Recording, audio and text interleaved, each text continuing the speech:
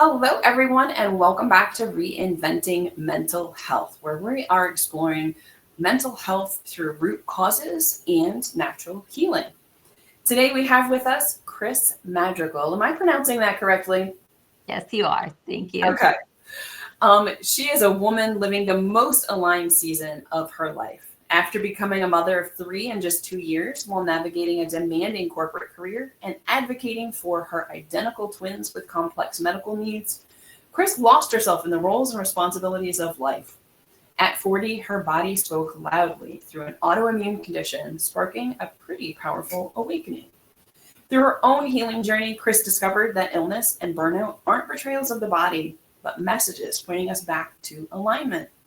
And today, she guides women to uncover the root causes of their stress, disconnection, and depletion so they can restore their energy, reclaim their joy, and create a life that feels good from the inside out, naturally and sustainably. So, thank you so much for joining us today, Criss. Yes, thank you, Mary. I'm just happy to be here and share our message today with your audience.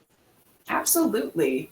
So, in your introduction, we were talking about the fact that you were diagnosed with an autoimmune issue. So, tell us a little bit about that. What were you feeling? What was the diagnosis? Yeah, so I thought, I hit 40 and my body's just doing weird things, right? So I actually started to break out in hives just from head to toe.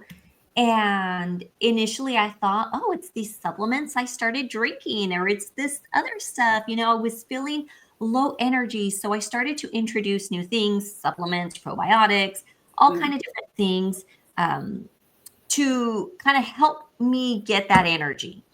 Right. Well, once all of that stopped and I stopped taking everything, it continued and it was all over my body. I went to 5 different specialists and they would all tell me, you're fine. All your results are coming back perfect. You're never going to know what's wrong with you. And unfortunately, so many women hear that from doctors. Yes. And so, the actual diagnosis was like chronic hives, but no cause for it. Like they couldn't tell me what it was for. I even had one particular doctor tell me, just drink 5 Allegra a day. And I said, 5? Doesn't the bottle say 1 every 24 hours? Nothing will happen. If you're having a flare up, you can do that. Obviously, that went against everything that I believed. It just didn't seem right. So I did continue to push for answers until I got it. And what was the answer? Oh, the answer was I'd been living in survival mode for over a decade. And that was how my body was really getting my attention. And, you said it in the intro, I had 3 children in less than 2 years. Identical twin girls with a diagnosis called 22q deletion syndrome, which is a syndrome that is very common, but it often goes undiagnosed because it can manifest itself in so many different ways, like over 180 different ways in the body. And so it was scary. It was all of the above.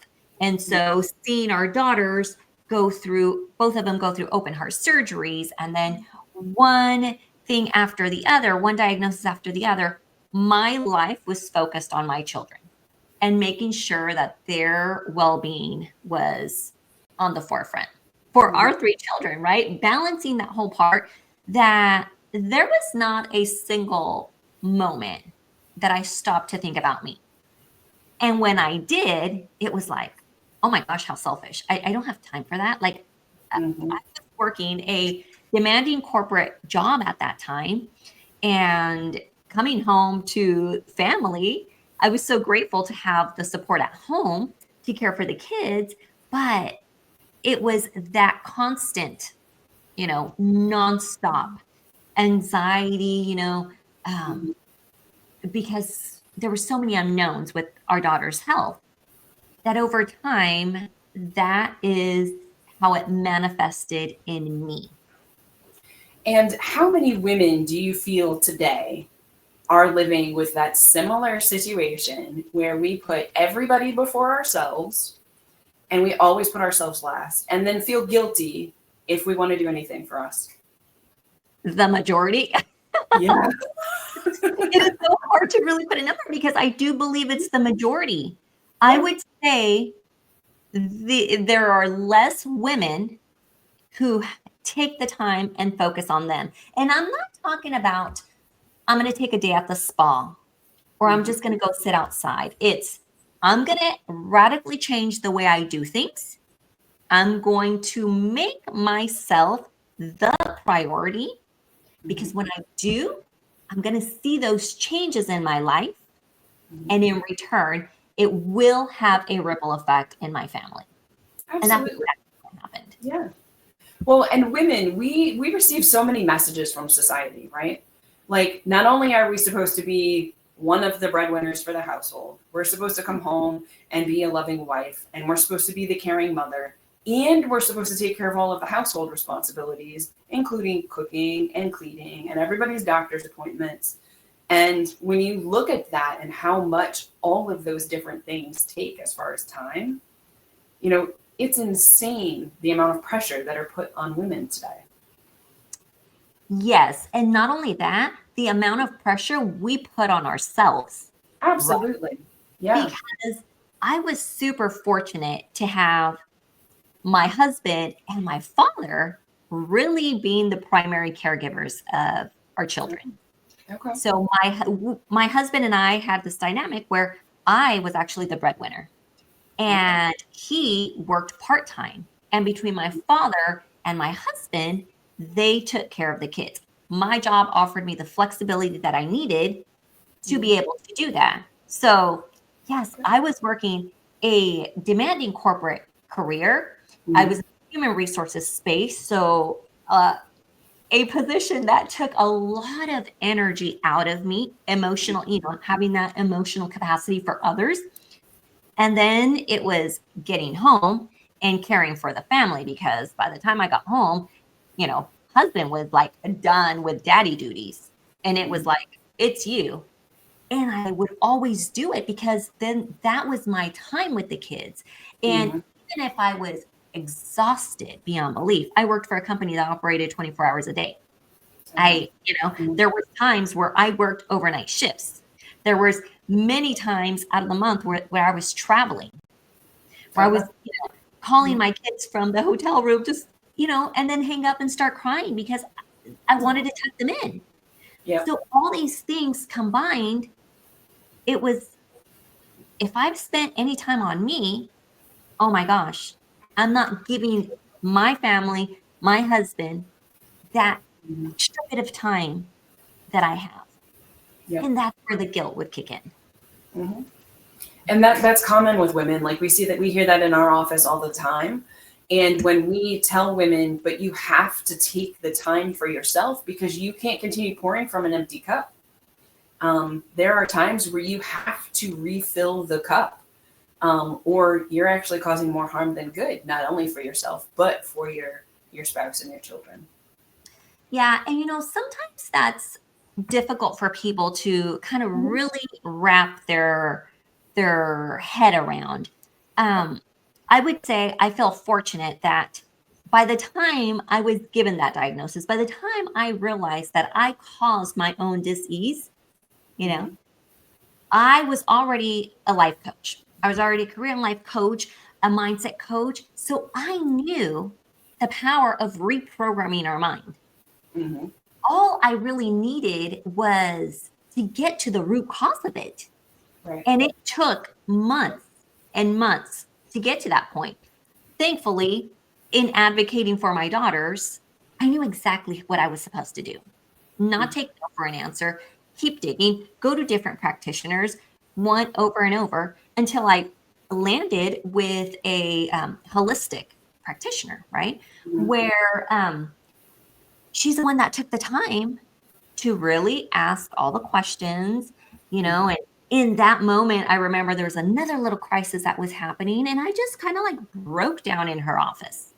And that's when she looked at me, she said, Criss, you've been in survival mode for over a decade.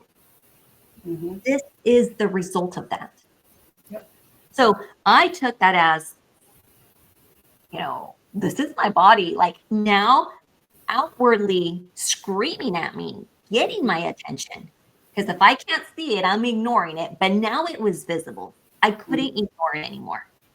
Isn't it crazy how the body does that?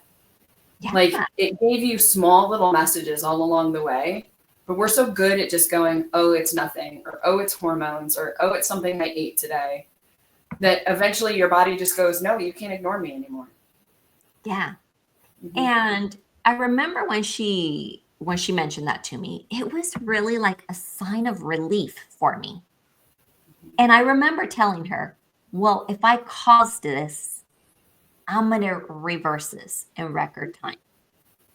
And she probably just looked at me like, okay, whatever. But I was so serious about it, Mm-hmm. where it's like, I caused this issue. Like I caused my own dis-ease, It's a disease that was manifested in my body because of the way I was living. Mm-hmm. And that way of living was my choice. Unconsciously, that was my choice. And so many of us do this to ourselves. As women, we have the highest rates of autoimmune diagnoses. And every single woman that I have worked with in our office that has an autoimmune disorder, when we go back and we look at their life, it's because they have been pouring and pouring and pouring and doing all of the things. And they've been in a constant state of fight or flight. And they just haven't realized that their body was giving them little whispers all along the way. Yeah. And it really is a mind game, right? And I say game because, I took it as a game. That's how I take my own inner work, just for it to feel a little bit more light. But I committed to healing my body. Mm-hmm. And I went all in with all the things that were said for me to do. Yep. That was not easy. It was going on a very strict diet and eliminating so many things to reduce all the inflammation in my body. I've always been a thin person, but when I started this diet is the best way I can describe it, right? Mm-hmm. I started shedding pounds like crazy, where I became the thinnest version of myself, going down to like 103 pounds.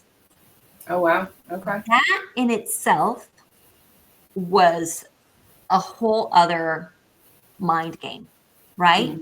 It was the projections that I was getting from people, right? Like, okay, oh my gosh, you're so thin. But it's not coming from like, oh my gosh, you're so thin. It's coming from like, what's wrong with you? Mm-hmm. And kind of that need to explain until I'm like, I don't need to explain to anyone. People can think whatever they want to think. I'm on a healing journey and this is temporary. Right. Because for the first time, I was looking at myself in the mirror and not liking who I saw because I was so thin. So it started to play, these tricks in my mind, but I just had to stay firm and know this is temporary. I am shedding what no longer belongs in my body. And can I ask what were the diet changes that you made? Because some of my favorite books are Brain Energy, Change Your Diet, Change Your Mind, and Foods You Can Eat. And they all talk about the fact that we have to reduce inflammation. And that does sometimes lead to a pretty restrictive diet temporarily. And the light just went out in my office. Hold on. There we go. Motion sensors, I guess, have been sitting too long. They all point to the research behind like carnivore keto being the healthiest things that work for not only mental health, but physical health. Yeah. So I was placed on an autoimmune paleo reset, AIP. And it was basically cut everything out. I'm like, what am I going to eat? What? But it was really, no sugars, no carbs. I mean, no caffeine. There was most of everything was cut out of my diet. Right. And so it was a very difficult period. And that's where I started to shed the pounds. It's not that I didn't have the food, it's that, oh my gosh, I didn't know how to cook. You know, I was Mhm. just used to eating differently. Yep. But with that, I mean, I felt better. I Mhm. felt energized. So I was seeing the results immediately just in my energy Mhm. with the food I was consuming. Okay. And so while I was shedding pounds like crazy, I was feeling very good as well. Mhm.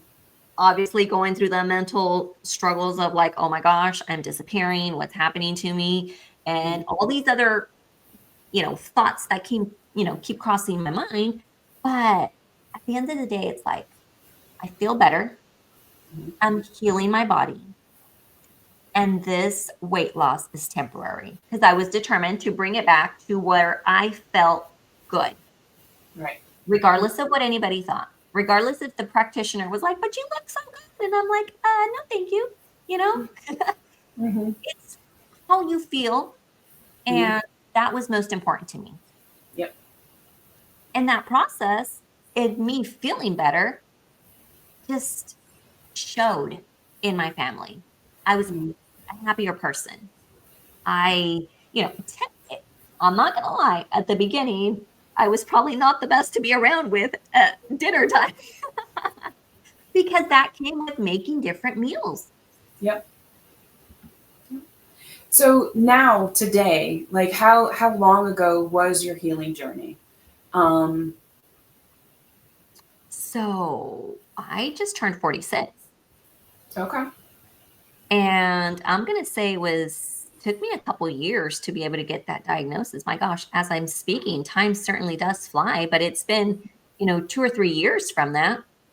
Okay. All right. So, one of the big perspectives that we get from clients when we're working with them around, fixing your mental health naturally and fixing your physical health naturally is, well, I can't eat like that. Yeah. How did you push yourself through that, knowing that this was a more difficult diet and you were having trouble cooking for it? It was a decision I had to make. Hmm. Simple as that. And I tell people all the time because they're just like, screw it. I'd rather stay, this size and this weight, but I'm not going to give up, sugars and desserts and all that. How do you do it? And it was always a question of how did you do it? And it's Hmm. like, it's not about how I did it, it's about who I was in the process. Hmm. I decided I was Criss, the healthiest version of myself. Yep. And that version of Criss made different decisions. And it was a matter of deciding. And I embodied that Hmm. and I ran with it. So, how long before you started noticing that you were feeling better? Because that's one of the big pushbacks too. Is, well, I've been doing it for a week and I haven't noticed anything. My gosh. I'm going to have to say it was pretty quickly. It's been a little while, but again, because it's a decision that I made on the Yep. forefront, you enter the process differently, Hmm. right? If I would have gone into it like, oh my gosh, now I have this, restrictive meal plan. Oh, poor me. Oh my gosh, what am I going to do? You enter it in a different mindset. I went into it with, hey, I am going to be the healthiest version of myself. Hmm. And even on the days that I struggled, I was pushing through. So Yep. to me, I felt the difference pretty quickly because I was determined to feel better. Yep. Yep. I noticed I did keto many, many years ago. I had been diagnosed with prediabetes. And they, of course, wanted to put me immediately on metformin. And I was like, nope, I'm not doing that. And I went on keto. And for me, it was within just a few days, I felt my brain switch. It was a totally different experience. Like the brain fog was gone. I had more energy. And once I got there, and for some people, it does take a little bit longer. They have to detox much slower. But for me, I was like, no, if I'm doing this, I'm doing this all the way. And I'm just doing it. There's no slowly removing stuff. I'm all in. Once I got there, I was like, why would I ever go back? Yes. So I did begin to introduce foods back Mhm.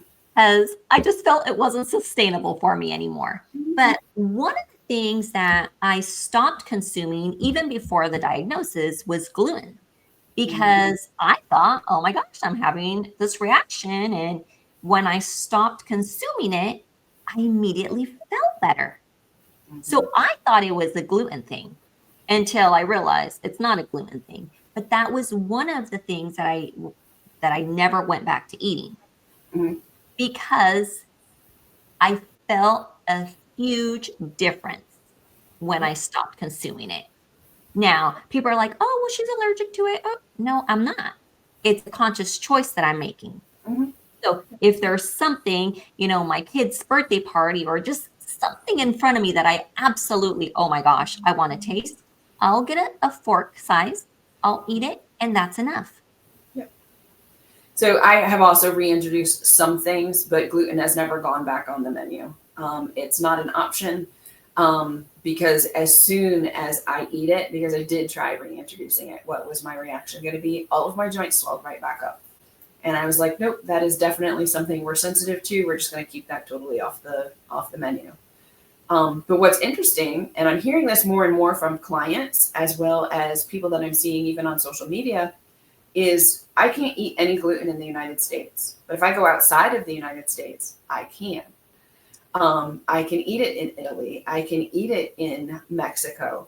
And people aren't having the conversation about why. What is the difference? You know, in the United States, they're allowed to do stuff to our gluten, to our wheat, that they don't allow in other countries. And that is the real reason why people are so sensitive in the United States to gluten. It is not actually the gluten, it's the products that are sprayed on our gluten. I'm so happy you're bringing this up, not because I know too much about that, right? But because it is something that has often crossed my mind. Because I'm like, I've never been to Italy, but it's on my bucket list. And I'm like, there's no way I'm going to go and not consume, Right. the pasta, the bread. But I've always had this idea that it is made differently. Mhm. And I'm certain that my body's not going to react the same way. So I'm so glad you're mentioning that because I just know it's going to be a great trip and I'm going to enjoy the food when I go. So yeah, so that's a big part of the education process inside of our office when we're working with families around gluten, because they are still using heirloom gluten, which means that it hasn't been genetically modified.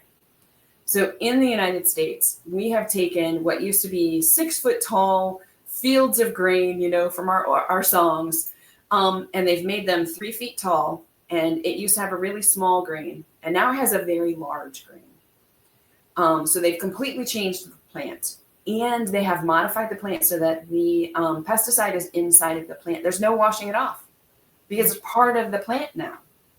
So it doesn't matter how much you grind it or how you take care of it.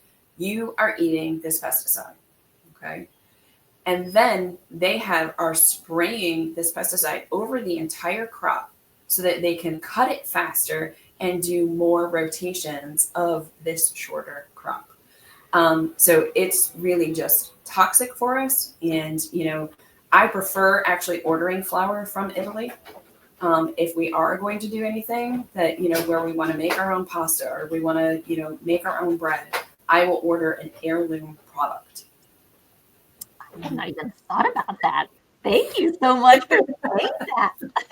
Yeah. But it's so sad, isn't it? Yeah. That in this country, a lot of the things that are causing so many diseases is all deriving from the food. Yeah. And a lot of people say, oh, well, I ate that when I was a kid and it didn't do that to me. Well, that was made differently Yep. It was a 30, 40 totally years different ago. place 20 years ago. Yeah. Yeah. So yeah, that is a huge part of the conversation, and it is causing autoimmune issues for some people because when we're ingesting this stuff, our body's having the inflammation reaction. The number of people that I see that just by cutting gluten, the inflammation goes down and their weight naturally drops because the inflammation went down. It's just astounding to see. But it's so delicious that people are not, Yeah. willing to do it. Yeah. My mother makes me laugh because she'll be like, "Oh, here, do you want this burrito? I made you something." I said, "No, Mom, I don't eat, flour." And she's like, Mhm. "Well, you got some guts, girl, because you said you weren't doing it and you never went back." And I said, "Well, it's a choice, Mom. It's a choice. I feel better, so I want to stay that way." Yeah. Yep. So how do you right now, like you are a life coach, so how are you helping women right now? Yeah. So thank you for that question. I mean, I think, in this whole conversation that we've been having, a lot of it comes down to women feeling out of balance, out of alignment, not knowing what is wrong with them. And that is what I love to help women with, getting to the root cause of why they're feeling disconnected, why they're feeling like they're always, in survival mode, all Mhm. these things, because when we get to that root cause, you're able to just target that, right? So whether it's I like to focus on like the five main areas of life, whether it's your health, your finances, your relationships, your time, relationship with time, Mhm. and your career purpose, because I find that if one of those areas is off, out of balance, it automatically will trickle into the other, right? So Absolutely. maybe somebody's like, "No, it's my job. I don't like it anymore." And we start digging into it. And there is a short audit that I give every single person that I work with that I make it available for free also. I'll make sure to give it to you so you can share it with your audience as well. But it's like doing this quick assessment of where am I in each area and where would I like to be?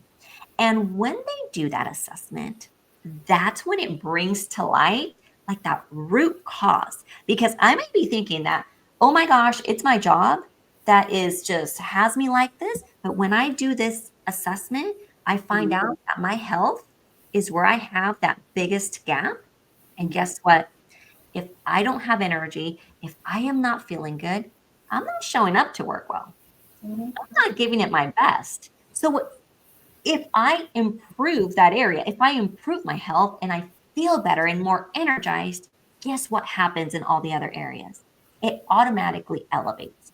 And the Mhm. same thing happens on the flip side, right? It will negatively impact the others. So that is what I love to do. It's let's find out, let's get to the root cause, and then tell me how it is that you want to feel. Where do you want to improve? And then we can move from there. Mhm. I love it. Awesome. Okay, so can you tell our viewers how they can get in touch with you? And I do have all your socials, so I will make sure that we share that when we post the video. Yes. So I can be reached on all social platforms by my name, Criss Madrigal, and it's Criss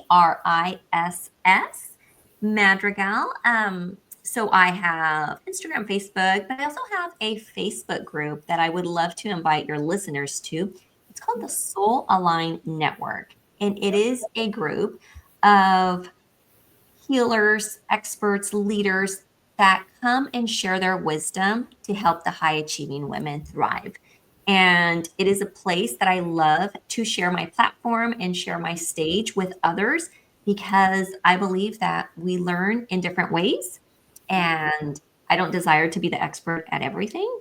I just want to help you get to that root cause and then just direct you to somebody who you will naturally connect with if it's in a different area. Okay, awesome. All right. Well, thank you so much for joining us today. And my lights just went out again. I'm gonna have to fix the how the computer screen is positioned inside the room. We moved stuff around, and now it just keeps going off on me. So, all right. So, thank you, all of our viewers, for joining us today. Thank you so much, Criss, for being with us. This was a wonderful conversation. I look forward to working together more in the future. And for all of our listeners, please make sure to like, subscribe, follow, and share.